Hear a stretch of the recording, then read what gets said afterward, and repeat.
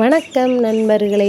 இன்றைக்கி சனிக்கிழமை காலையில் என்ன நடந்ததுன்னு தாங்க போடுறேன். கிராமத்து வாழ்க்கை இப்படித்தான் இருக்கும்.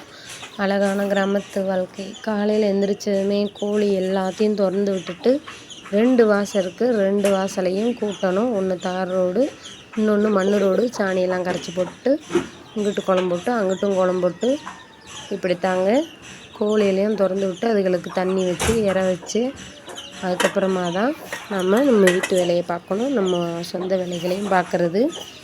லீவுனா எந்திரிச்சிருவார் தர்னு. ஸ்கூல்னால் மட்டும் எந்திரிக்கவே மாட்டான். அவனை கட்டாயப்படுத்தி எந்திரிக்க வைக்கணும். இப்போ சின்ன பிள்ளை தூங்குது, திட்டிடாதீங்க, தூங்குற பிள்ளைய ஃபோட்டோ எடுக்கக்கூடாதுன்னு தூங்கிக்கிட்டு இருக்காங்க. நான் நைட்டும் சரியாக தூக்கமில்ல. காலையில் 5 மணிக்கெலாம் எந்திரிச்சிட்டேன். நைட்டு தூங்கையில் மணி 11:45. காலையில் 5 மணிக்கெல்லாம் எந்திரிச்சிருவேன். எந்திரிச்சு என்ன செய்யணும்? ஒன்றும் செய்ய மாட்டேன். தூக்கம் வராது. பாருங்கள், பாத்திரம்லாம் எடுத்து போட்டு கழுவணும், வீடு வாசல்லாம் கூட்டணும். இன்றைக்கி லீவுங்கிறதுனால காலையில் டிஃபன் பண்ண மாட்டேன். எப்பயுமே அப்படி கிடையாது. இட்லி வாங்குகிற ஆத்தாட்ட சனி ஞாயிறு இட்லி வாங்கிக்கிடுவேன். ஏன்னா அவங்க நமக்கு இன்னொரு 200 தான் தரணும். முடிச்சு விட்டா அதுக்கப்புறம் சனி ஞாயிறு லீவு. என்னப்பா பண்ணுறீங்க தம்பி? என்ன பண்ணுறீங்க தருண? சும்மா அப்போ தான் சுதாரிப்பு வரும். என்ன செய்கிறீங்க காட்டுக்குள்ளே? நான் உன்னையே வீடியோ எடுக்கிறேன். நீ என்ன செய்கிறீங்க? இங்கே பாருங்கள் ஃப்ரெண்ட்ஸ், அதிகாலை இல்லை, காலை 7:20 மணி. அதாவது தருணுக்கு ஒரு பழக்கம் இருக்குது. ஸ்கூல் வச்சாங்கன்னா காலையில் 8 மணி வரைக்கும் தூங்குவார். அடித்தாலும் எந்திரிக்க மாட்டார். இன்றைக்கி லீவு, 7 மணிக்கு எந்திரிச்சிட்டார். என்ன காரணம் வாங்க கேட்போம். சொல்லுங்கள், என்ன காரணம்? ஸ்கூல் வச்சா மட்டும் சீக்கிரம் எந்திரிக்கிறீங்க, லேட்டாக எந்திரிக்கிறீங்க. லீவுனா சீக்கிரம் எந்திரிச்சு உட்காந்துக்கிறீங்களே, ஏன்? சொல்லுடா.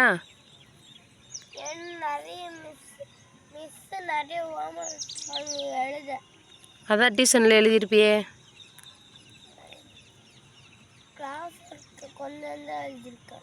அப்படியா?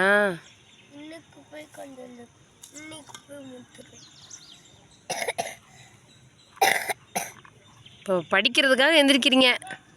என்ன ஒரு அதிசயம். டியூஷன் சாயந்தரம் தானே, காலையில் எதுக்காக எந்திரிக்கிறீங்க? உங்களுக்கே தெரியல. சரி, பாருங்க ஃப்ரெண்ட்ஸ், ஒரே மரம் கொடி செடி நடுவில் தருணு.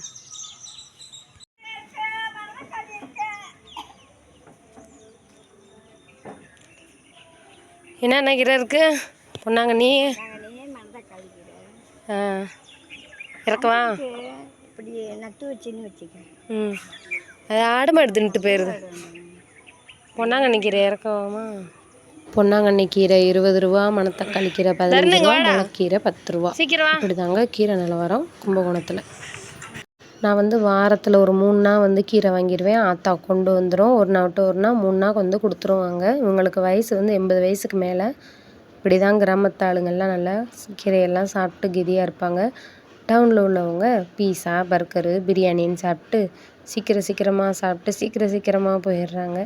இந்த மாதிரி கீரையை வாரத்தில் 3 நாள் சேர்த்துக்கோங்க. இந்த வீடியோ பிடிச்சிருந்தா லைக் பண்ணுங்கள், ஷேர் பண்ணுங்கள், கமெண்ட் பண்ணுங்கள். தேங்க்யூ.